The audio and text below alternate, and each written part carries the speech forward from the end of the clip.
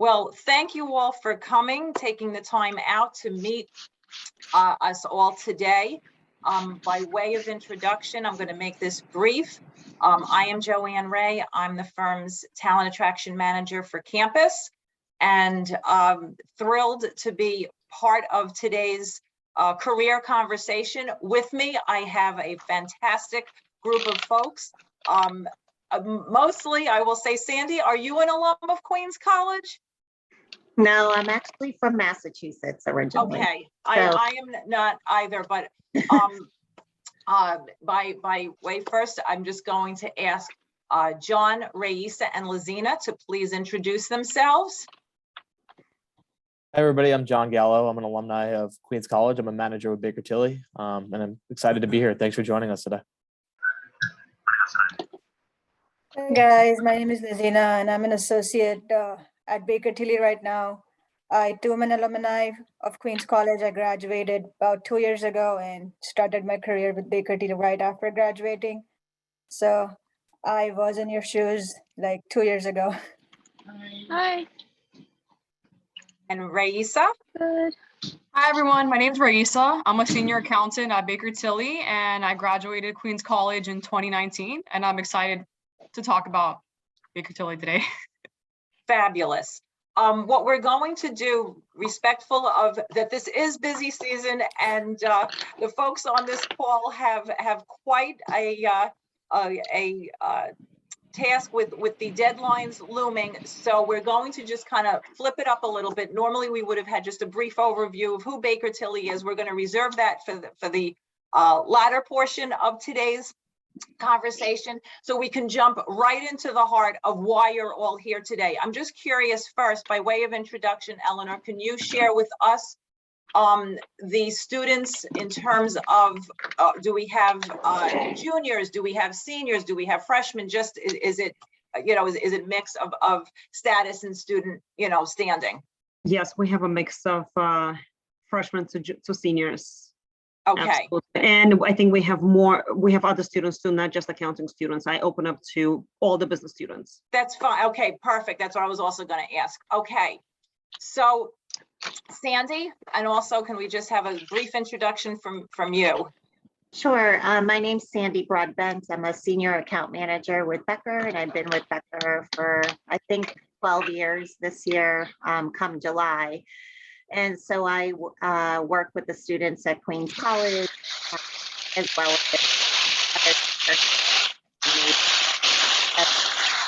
if anybody has questions about the CP exam after the presentation, I'll put my contact information in the chat so that you'll have.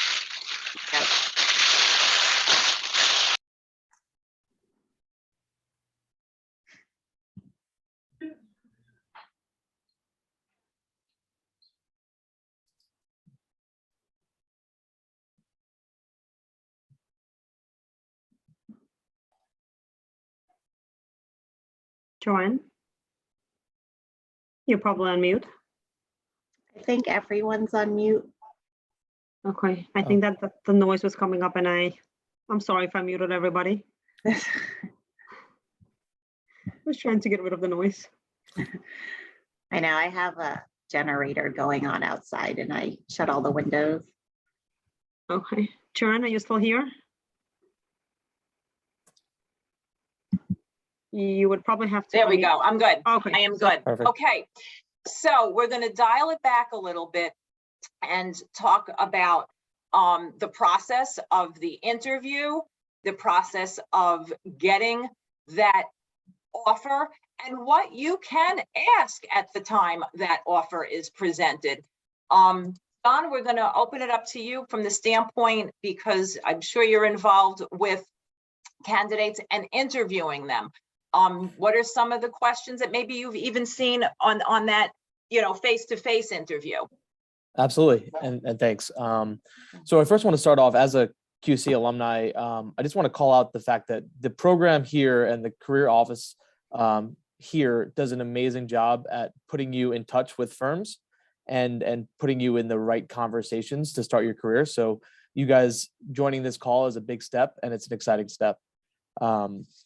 you're going to go through the interview process and you'll meet with team members on our side, and we'll have, just an open conversation with you.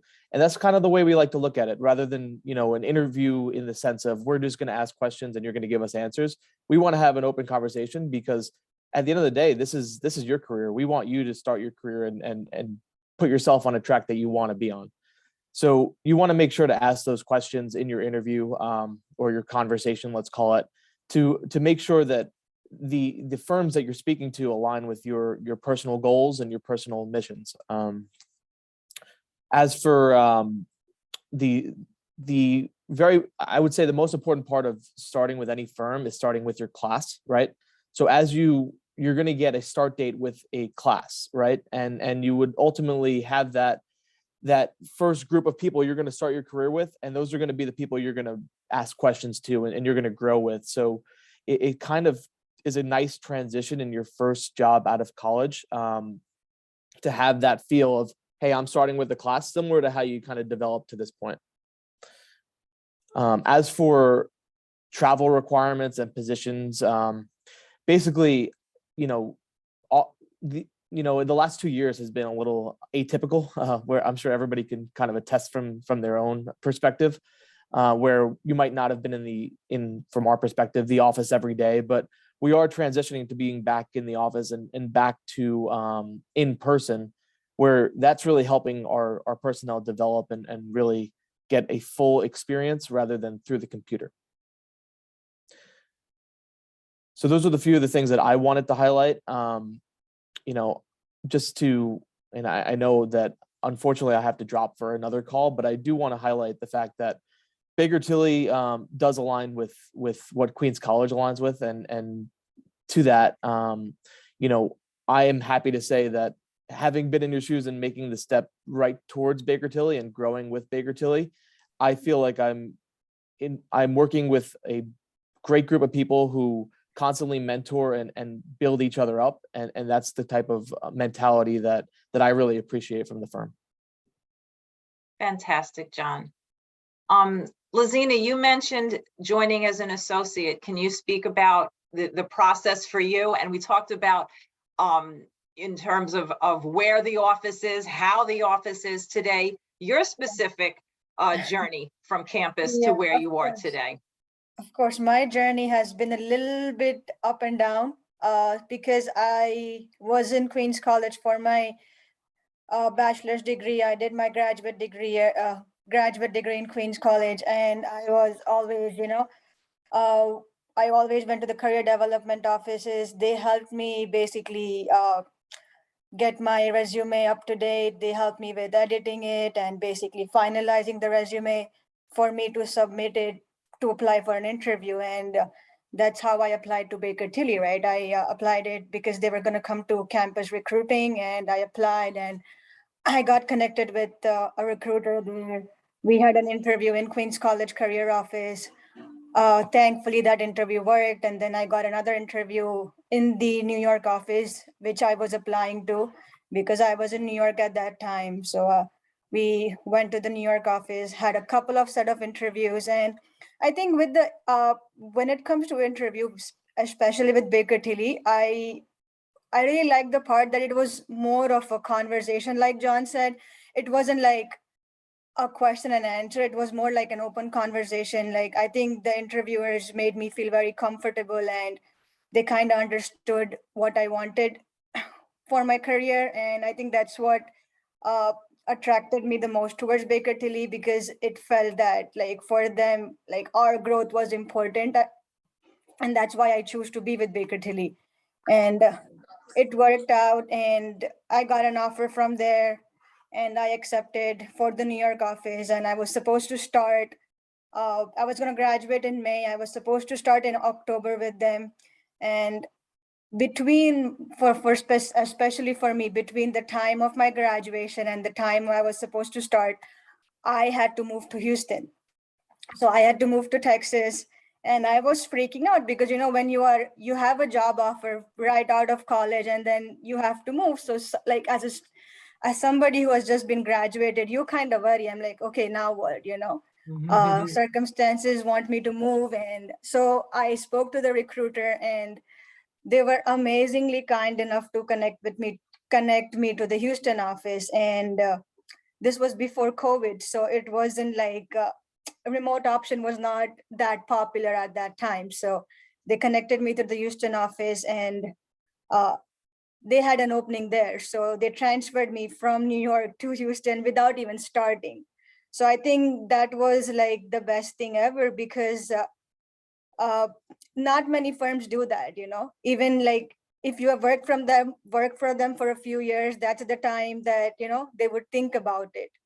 But, at this point, they were very kind enough for me to just transfer to Houston. And right now I am working for the Houston office from Houston. So that is basically a short story of what happened to me. And I think Baker Tilly is an amazing firm. It offers a lot of flexibility, and they really think about your growth. I think that's something that differentiates them with a lot of other firms. I think Fantastic. Yeah. Thank you, Lizina. And now I'm going to ask Raisa.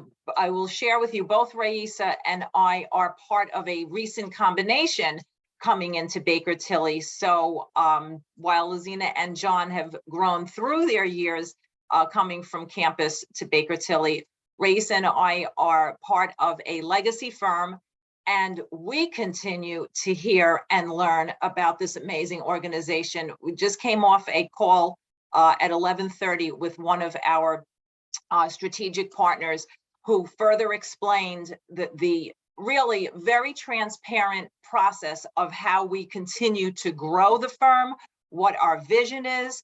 And it's really incredible from a top side view of this partner, Jeff Farrow, to Lizina's point of saying, I was one new associate, and everybody took the time to coordinate and collaborate to make sure I still had a place and a home with Baker Tilly. So that's just a little, kind of just a side, but add on to share with you. Raisa, tell us your story. Okay, hello? You hear me right? Yes. Yeah, so what Joanne said about, coming from a legacy firm, transitioning into Baker Tilly was a change, but it was a really good change because we shared many similar qualities as a big firm. And I'm enjoying it. I enjoy like what Lizina said, like as working here, everybody tries to hear you out and listens to you and tries to help you out professionally. So yeah, my story is like I came from QC, and QC provides a great career opportunity. They have their desk. They help you with your resume. They help you find careers online. And I think they even do mock interviews to try to help you out. So for the future. So it's a great place to start. Highly recommended. So Baker Tilly has many branches. The interview process, like many people mention it, you'll feel very comfortable, goes to your needs. And Baker Tilly really focuses on our workers and implementing innovations. Like, for example, we have this thing called disconnect days. Even during like busy season, it's super hectic, but disconnect days is a day where we just like completely shut down and we take a break because, we just need to reset as human beings, and also with what was mentioned before with the COVID and pandemic, it was very difficult, like initially to work from home. Remote was a completely different atmosphere, but once you get used to it, it worked very well. So I'm excited, and yeah. Fantastic. I think someone had a question for me. Silva just asked, what are the challenges to working in a corporation dealing with large socioeconomic differences, different customers? And I personally think it's been a year and a half since I've started to work with Baker Tilly. And I think the most important or the most a big challenge for me is being a tax associate is to keep up with the tax laws, because tax laws change every single year and you need to know what's going on. You need to basically be be updated about, what are the new laws, like how will it affect the clients? And I think that's something that's a big challenge, because there are a lot of things that you have to keep up with. And even with that, like, especially for Baker Tilly, they have like trainings throughout the years. Like, they would make sure that if there is a new tax law or there is something new that came out, or they have trainings and they have webinars and calls to make sure that you are up to date with what's going on. So I think that's a challenge, and I think Baker Tilly knows it, and they know how to basically fix that. So I really like that part as well. And one other thing about Baker Tilly is that when you start working with Baker Tilly, you're not just working, you're just not working with individual tax returns, right? I'm talking from a tax perspective.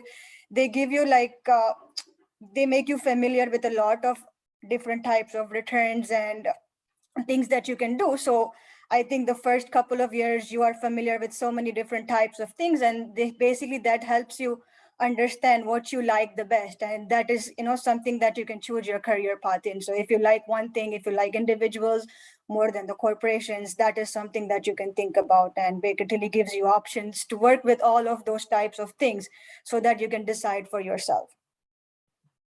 And that's from Lizina's standpoint, in terms of finding, your passions. That's part of the interview process. John and Lizina and Raisa were talking about the conversation. How do we get to know who you are? It is, a dialogue that we want to get to know who you are, what your interests may be, and what your interests may be today may be very different in a year or two. And what we really, I think, as a firm represent is for someone to come to Baker Tilly and for someone to stay within the family. How do we do that? Helping you develop, learn the skills, whether it's from a standpoint of corporate tax, whether it's from the assurance side, whether it's from the advisory side, et cetera, for the particular industry. And those are things that come along as with coaching. And one of the things, it was interesting of the commentary from today's session, learning from the strategic reach that we're embarking and continue to embark on as an organization. The partners said, those mentors, those coaches, at all those stages of your career are really building blocks to really, help you find and, like I said, progress within your career. Just curious so far, and I'm not sure how much longer we're going to be able to have Lizina and Raisa. Any specific questions as we're kind of chatting with you in terms of the resume, the mock interview, the campus events, and what have you come across as something you want to ask, expand upon? Is everybody muted? I don't know if they have to do that. Unmute. Guys, you can unmute yourself. You can ask the question, or you can write it in the chat, and we'll read the questions for the QC alums too. And somebody posted a message. Let's see. Do you require 150 credits? Okay. For the traditional assurance and tax roles, the goal is that 150 benchmark. What's nice is we have, which you'll see at the end, the progression of a summer spotlight program that we have each, but usually it's about a half a day in May. And that is for upcoming juniors who are going to be graduating with their 150 in 2024. So you can hear and learn about the different industries, different arms of Baker Tilly, and then be in line to have an opportunity for a summer internship in 2023 with the goal of joining as a full-time associate for 2024. And like I said, it's a robust half-day session to be able to hear about, like I said, the different service areas of the firm, and to hear folks how they found that particular area. But the 150 currently, yes, for, like I said, the assurance and tax positions. Great. Actually, I want to ask a question before Lazina and Raisa have to go. And then we'll ask one of the questions was asked in the chat. Lazina and Raisa, what are some suggestions would you give to a student? Let's say if you look back right now and what you do on day-to-day basis, what certain skills do you think students should work on while they're still a student? Like what do you think, would you say that you should have worked on? Maybe is it Excel? Is it, certain, taking a certain class or communication skills, or what, do you have any suggestions?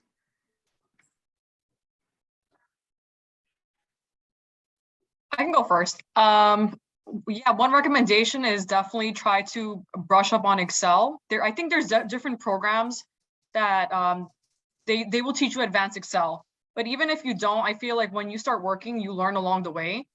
That's one tip. A second tip is definitely try to get some type of experience, like any internship or whatnot, or any types of licenses you can do. Like, I think back then I got my QuickBooks license, I got my EA license, so definitely also try for the CPA, because once you start like working, it gets tough.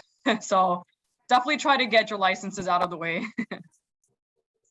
Yeah, I mean, I kind of completely agree with Raisa. I think one major thing that I would recommend is, I think when you get hired from campus, you have some time after your graduation and before you start, you have a few months. So I would really suggest that if you can brush up on your skills and start studying for the exam, at least get one of the exams out of the way, so you have to worry less after you start working. I personally did not do that, and I really wish I would have. Like that free 6 months I had, if I would have started my CPA exam, I would have finished earlier. But I think that's one thing. And also another thing that I would recommend is, even while you are like, I know you cannot work when you don't have the 150 credits with Baker Tilly, but there are a lot of other internship programs and other things that you can do to basically learn, especially if you want to go into tax, like how does a tax return work? I think when you do an internship or something, even with a smaller firm, like you get an idea of how it works, and that basically keeps you ahead of people. So I think that's something that when you are being interviewed, that kind of stands out. Okay, you have some experience in doing a tax return. So I think that's something that I would recommend, even if it's for like just one busy season, like 3 or 4 months. It helps you basically get that head start.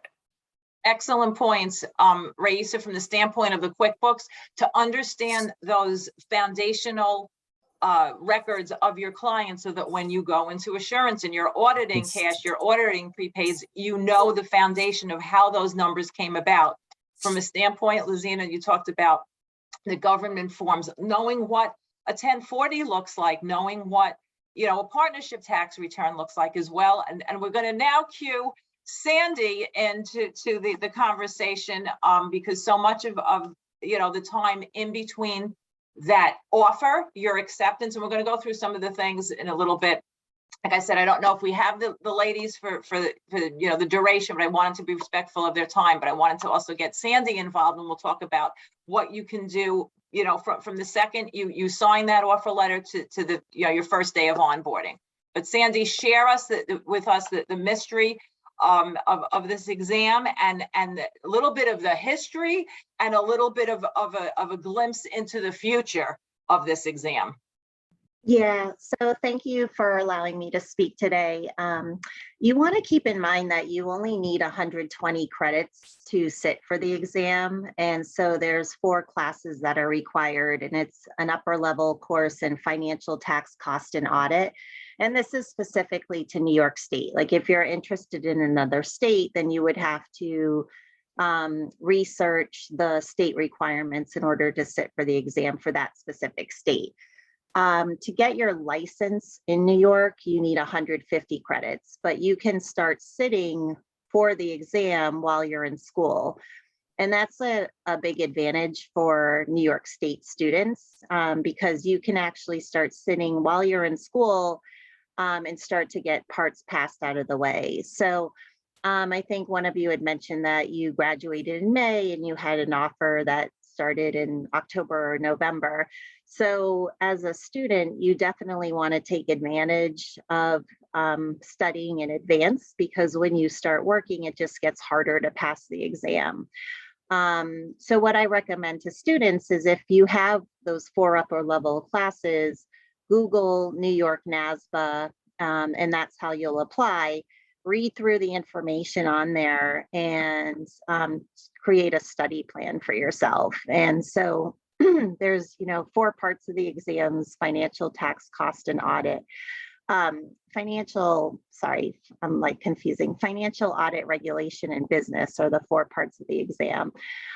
Create a study plan for yourself. And if you can study for 13 to 15 hours a week while you're still a student, you can start to get one part out of the way, so that, if you had those classes on your transcripts, you would submit your transcripts, start studying. You could potentially get a part done by the time you graduate, and then do 2 or 3 parts in the summer, potentially wrap up all 4 parts by the time you start. For those that can't do that, there are students that will save the part that they'll be working in. So if you're going to work in audit, you might save audit for last, because it overlaps with the training that you get at the firm. And so it still give you the opportunity to sit for that one part prior to busy season. Once you start working, you're really eliminating at least 4 months of the year to devote to the CPA exam. So you have 18 months to pass all 4 parts. But if you take away 4 months and then an additional 2 months sometimes for tax, if you're working in tax, that leaves you, with 12 months to pass all 4 parts. And so you're really doing it while you're working and you're trying to do the CPA exam. And you've got to study 25 to 30 hours a week as a professional to really get through the information. In terms of the future of the exam is changing in 2024. There's a lot of information out there about CPA evolution. So for those of you that want to try to pass the exam prior to the changes, you really need to start studying by June. The reason we say that is because at the beginning of 2024, the exam will change. And so you'll be part in the old exam. You'll have taken parts of the old exam, and then you may have a couple parts to take with the new exam format. So what we're recommending is, if you plan to start studying, this year, you definitely want to try to start with business, because that's the part that's going to change the most. You'll still have like those core parts, the financial and the audit and the tax, but you'll have a business section, and that's going to focus on certain disciplines. And so it could be IT or analytics. I think compliance is one of them. And so if you can get the business section out of the way, you'd have it, grandfathered in, and then you wouldn't really necessarily have to deal with the changes. And so, but I can help anyone on the call with a study plan if that's something that you're interested in. And, just keep in mind, like as a student, if you can study that 13 to 15 hours a week, and then in the summer when you're off, a lot of students, if they're not working, will make it a full-time job. And so they'll study 40 hours a week in order to get through the rest of the exam. But it's definitely doable. Becker offers live online courses. A lot of students prefer to self-study. We've obviously closed a lot of live locations or paused them because of COVID. But the live online classes allow you to follow a schedule, and then it's very interactive, like similar to a Zoom call where you have the instructor online and there's a chat room and you can submit questions, and the instructors are on call, like helping to, answer those questions as well. But that's like a quick summary. If anybody has specific questions about the CPA exam, feel free to put them in the chat. And then if we have time at the end, I can show you the New York NASBA website and just, speak a little bit to the application process. And potentially show you a study plan as well. So I didn't want to take up all the time talking about the CPA exam, and I know there's a lot to cover today. So, but at the end, if we have some time, I'll definitely show you some other stuff. Fantastic. The point that you made about, at least for me, resonates in terms of saving the part while you practice. I can share with you, it's over 30 years ago, but I failed audit.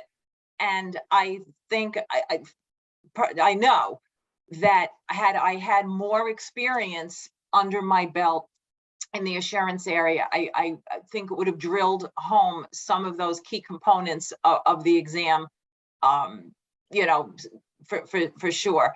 I think it's exciting that the face of this exam is changing. It shows that it is keeping in time with the future of the industry of public accountancy, and in terms of the data analytics piece, the IT, you know, really, I think supply chain, all of those key components that are coming into play in so many different, you know, directions, I think is an exciting element that the exam, like I said, is keeping up with what the future, for sure.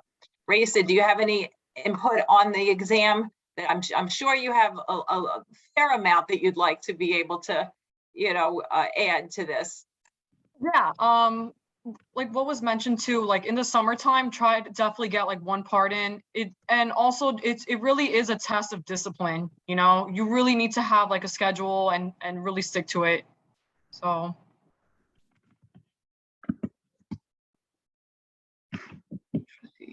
I will add one more point, and you know, as college students and with grades and a GPA, that you've always, you know, had that benchmark, and that's a great thing.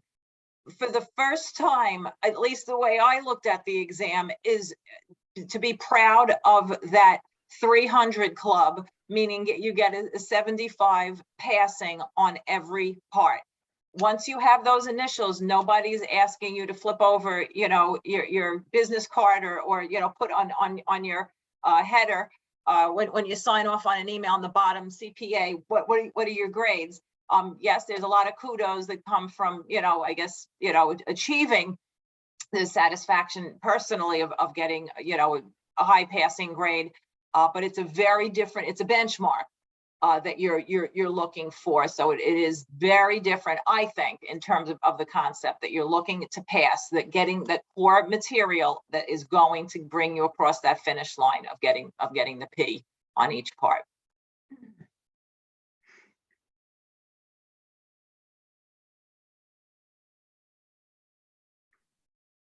I'll try, and I think you're on mute. Okay, so the general things, because I want to be understanding of those folks that may not be accounting majors, but other majors. So you've gone through the on-campus interview, and sometimes that has now opened up. My counterpoint in Plano has conducted in the last, I think she said 3 weeks, over 100 interviews on campus. So campuses are opening up again. Some are still doing it virtually. So just hang tough. But I think we're starting to emerge, so that from that on-campus interview to the second interview process, typically you're meeting with 2 managers.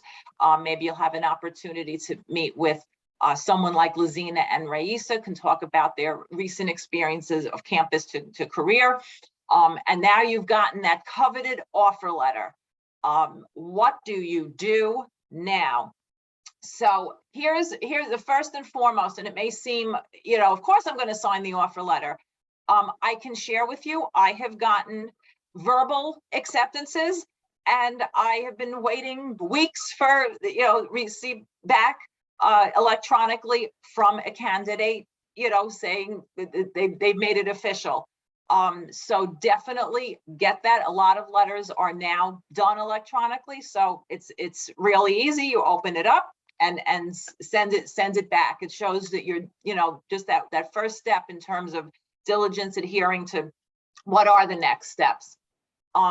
For Baker Tilly, we have pretty comprehensive, robust system of onboarding. The first thing that goes out after somebody accepts the offer letter is, congratulations, welcome, share the news and get it out on social media. So we send an email out to each associate that accepts, and just giving them the banner and all the details to assist in that process of getting that good news out there. There's a variety of questions that will continue to come up. We have an tax associate. Before she actually got her offer letter, she said, I wanted to make sure that because I'm interviewing for a position in the Uniondale, Long Island office, I currently need to, because of my commute situation and my transportation, my car, I really need to sit in the Manhattan office. And we said, that's fine. We have open architecture. There are no, boundaries really necessarily. We heard from Lazina before that initially, she was in New York and then all of a sudden wound up in Texas. Incredible, like I said, restructuring of what an office and where you need to be. Raisa, I want to have you we talked briefly with John about remote, hybrid. If you could share, and only because I know that this was recently, your experience from an assurance audit standpoint of your engagements that were in the field, that weren't in the field this busy season so far. Right. So just working from home, everything is really accessible. You have, like, Baker Tilly provides you with the equipment, so there's no issue working from home. And from audit perspective, we have to go on site at times. So we have like portable devices that we can take with us. So everything runs smoothly. Like, you can transition from working from home, from working at the client site, and even going in person sometimes. I've heard like some people are still working at the office in Uniondale, so it's good. Okay. In terms of also, some of your experiences, we have clients who have inventory. So those inventories may have been in person, but yet the audit itself was remote, or was that in the field? Mix? Was that a hybrid situation? It's definitely a mix. Like, sometimes you can do the audit at home if the client provides you with all the documents you need. Sometimes you would have to go in person, and even some inventory counts that we did this year, not with my clients, but some people, like, they would share like their, what's it called, like the iPad, and they would do the counts like virtually instead of actually going in person. But I've done all my counts in person, and different locations. Like, I have one in Maryland, like, different places. So it's exciting sometimes, like trips. Nice. Thank you. Thank you. Okay. Asking those questions. So which office, am I attached to, and what have you? Where can I work? How will be the work? We talked about the CPA exam for those going the accounting route. I mentioned, have just pretty regular touch points at Baker Tilly for our associates. We are planning pre-start date events. So as much as you feel comfortable with, obviously, we want you to attend. You can start, John talked about that peer group. It's almost like a sorority fraternity when you start with the class. Our tax associates start in August because of the training involved. And then with the upcoming September 15th and October 15th deadlines, it just makes sense in terms of the work pace and training. Our audit associates start in October, right after the 15th. And so this is your peer group. So between having your connections with your buddies and those events that can take place leading up to the start date as well. Onboarding, there is really a very, very robust amount of emails that you're going to get. Raisa and I saw it as we were combining in to Baker Tilly that we were going to be doing certain things. So we wanted to make sure as new hires for Baker Tilly that we were adhering to all of the things. We got our laptops. We made sure that we plugged them in before we started that day, and certain other things that we had to set up, whether it was our certain passwords and what have you, so that we were ready to roll. There's background check information, all of those, whatever tasks are being asked You never necessarily want to be in that group that someone reaches out and says, okay, we're almost there. We have one or two that we still haven't been able to, bring through that final couple of stages that we need to have somebody ready to be onboarded that day. So that's definitely something you want to make sure you're just, checking the boxes of all those to-do items for sure. Any questions so far? Eleanor? Nope, no questions, pretty doing well. Joanna, you're mute. Okay, no, it's okay. Thank you. Anything surprise anyone? Eleanor, would you say you were surprised by anything you heard or kind of got it to be expanded upon? I think you covered a little bit of everything, which is great. Let me see if anybody has any questions in the chat. I have a question for me. Sure. They said one of Baker Tilly's slogan is now for tomorrow. COVID challenges us. How is Baker Tilly helping its new employees to adapt themselves and be efficient? Yeah. Excellent. Yeah. Great question. Yeah. Go ahead. You want to take it? I have. You can Okay. take it, and I can add some stuff. Okay. Well, first perfect timing.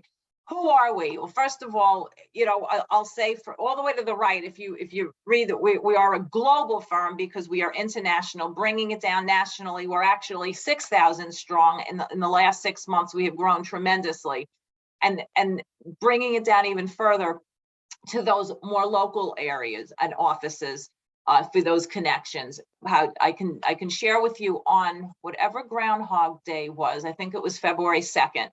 Our CEO, Ellen Whitman, got on a call to us all and announced the new initiative that Baker Tilly is undergoing, and that is breaking the mold. It is amplifying and unleashing talent. What does that mean? It's a mouthful. We say that we want to be the CPA advisory firm, now and for the future.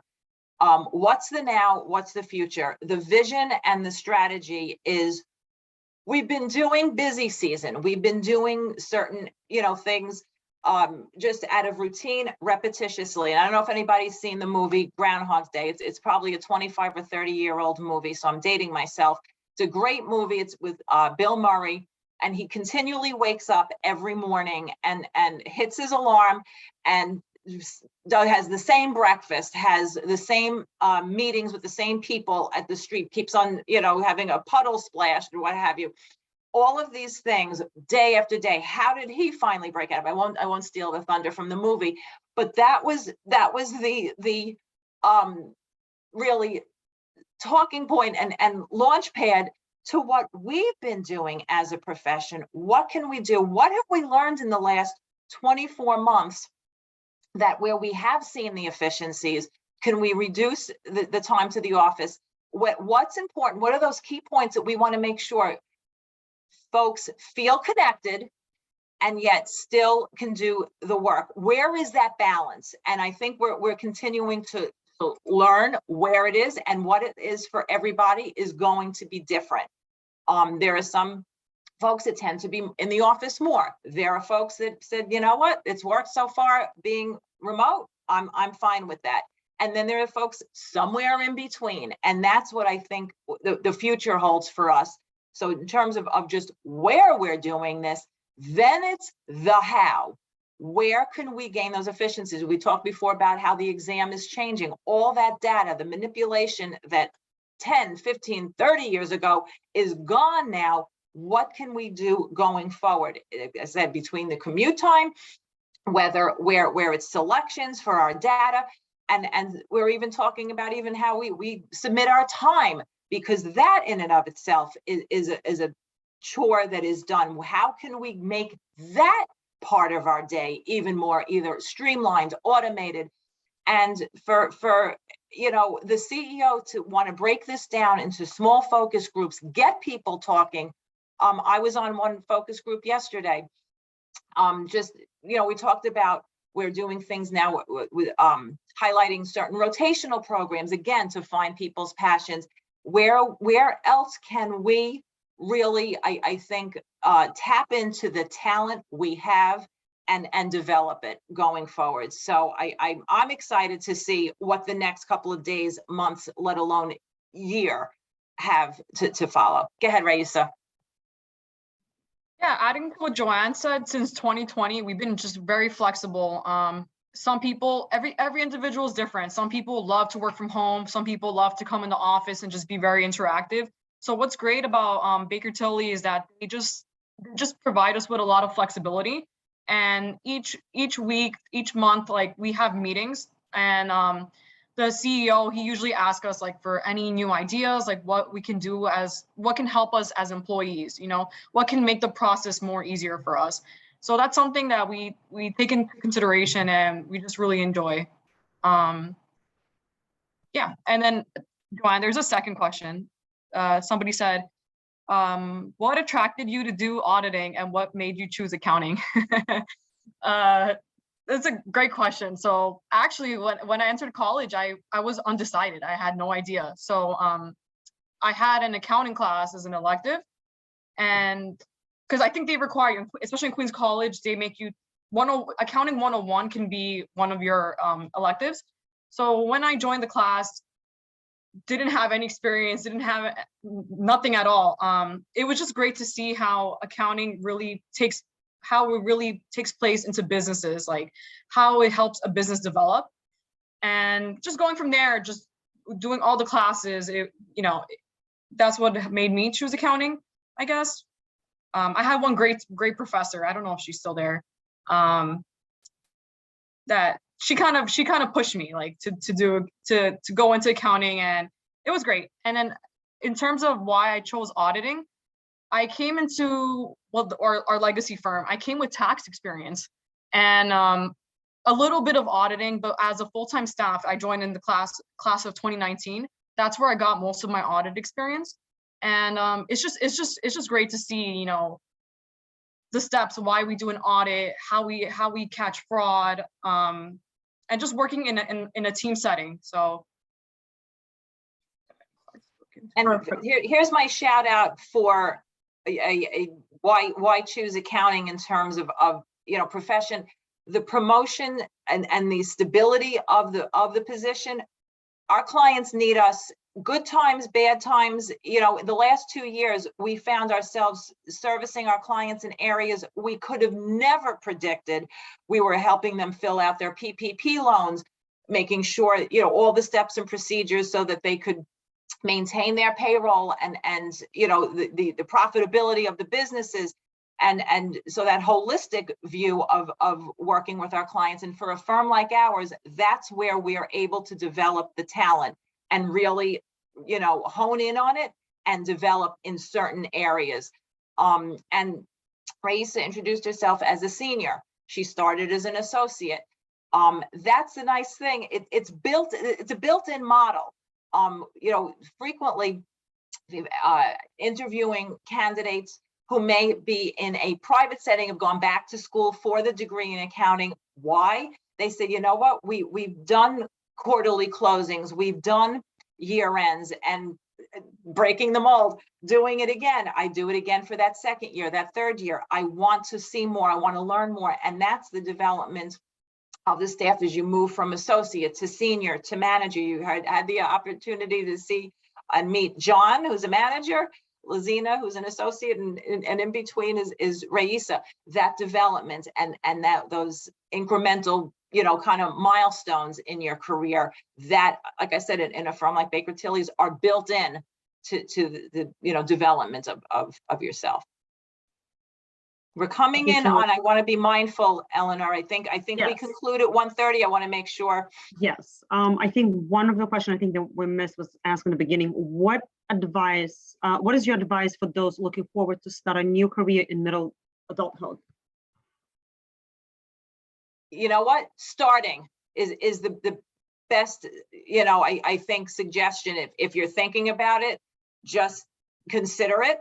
because like I said, on the other side, when you start chipping away, the sooner you start, the sooner you will finish. And we have seen multiple people through my career that have changed their careers. We've had folks who were social studies teachers. We've had people who were nurses go back for the career in accounting, and it really is been obviously dramatic changes and life changing, and a source of finding that career and that home. Interesting. And another question was, what is the flexibility like to move from tax to audit or vice versa? Very interesting that you asked that, because that's what was, I think that was yesterday's focus group in terms of the ability to have that migration within the firm. I will share with you first and foremost, I would be remiss if I didn't mention really all the wonderful things that who we are. There's the accolades of making Forbes in 2021. Our DIBS initiative, and one of the key leaders of our diversity and inclusion program, Joshua Holmes, served to really, develop the programs and initiatives. And just he announced about, I think, maybe about 2 months ago, he was going back into the consulting side of the practice. So it's constant growth and evolution, and finding, like I said, your passion and where you want to develop. So is it easy to maneuver? Absolutely. And I think that's an unusual circumstance in an organization our size, because well, we have folks that come in on the assurance side in a year or two may find themselves saying, they want to see what's on the other side in that tax area, in a different area, whether maybe it's, if you're auditing real estate, you want to try the commercial side, and et cetera. And like I said, it's unlimited. And hearing, like I said, from a standpoint of somebody who was in People Solutions and had been on the client service side, went into our People Solutions group, and now is back in the consulting side, speaks, I think, by testimony, volumes of what kind of organization we have and the flexibility. Thank you, Joanne. And I think this goes to Raisa.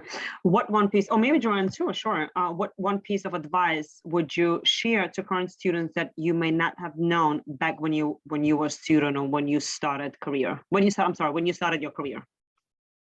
I'm going to have Raisa answer first. Okay. So one advice I have is, don't be afraid to ask questions when you start. Like when you start your first year, you might be scared. Is this a silly question? But we've all been in your shoes. There's things that are confusing that we're always here to help as a team. So definitely ask as many questions as you can, especially your first year, for sure. Agreed. I bear that testimony coming new into the People Solutions side of Baker Tilly. Have I recruited before? Yes, but there are elements and just, from a system standpoint, I'm learning new systems. So I needed to ask those questions. And that's what I have quickly found, and I'm saying 5 months, but I saw it from my early days of when we combined into currently, that we are an incredible organization with phenomenal people who are smart, and they just want to take the eagerness of the next generation of CPA and advisor for the firm further and help them along. And I think, to Raisa's point, you look back and you say, I probably had that question, and you want to be able to field that inquiry so that you can help somebody along.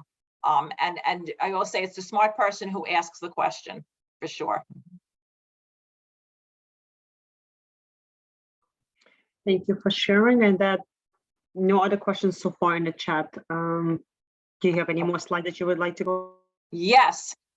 Here is our public service announcement. If you liked what you heard, we are currently looking still for some fall and summer audit associates. and tax associates. And for those folks who are currently in that junior status, I think I mentioned about the December 23, August 24 grad date with their 150 to send me any information, your resume for our summer spotlight program, that half-day program.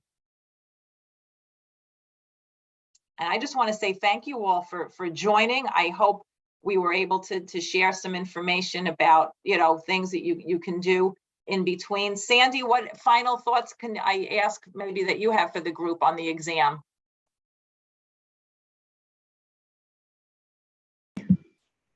Sorry, I was on mute. I would just say, the CPA exam it's not necessarily an easy exam, but you're graduating from a university that gives you the foundations to pass that exam. And so Becker can provide you the materials to help you pass the exam, but it's really you, the student, you're the ones that are in control of your destiny and just creating a plan for yourself. And, once you pass, you never have to take the exam again. So it can be challenging at time and frustrating, but it can also be rewarding, and it'll definitely, help you in your career and advancing your knowledge as well. So please reach out to me if you need help with a study plan or you just have any questions in general. I'm definitely here to help you as well. Wonderful. Thank you. For having me. Thank you both. Thank you for inviting us, and to be continued. You have my email address as well as the link for today that you can upload your profile and resume. Thank you, everyone. Thank you so much, everyone, for sharing your ideas, suggestions, experiments, and so on. Sandy, Joanne, and all the QC alums, I really appreciate that. I think some of the students, if you're on this call, still on the call, you can definitely connect with everyone on LinkedIn. Don't hesitate. And if you have any more questions, you have everyone contact information to send out. If you have any questions. Now, the Summer Spotlight program is listed in Hire QC if anybody wants to apply. Right, John, I saw it being posted there, so you can, students can definitely apply there. Yes. Yeah. Okay, Thank you, wonderful. everyone. I really appreciate it. Thank you so much. Thank you. Have a great day. Everyone. Thanks. Bye-bye. Bye-bye. Bye.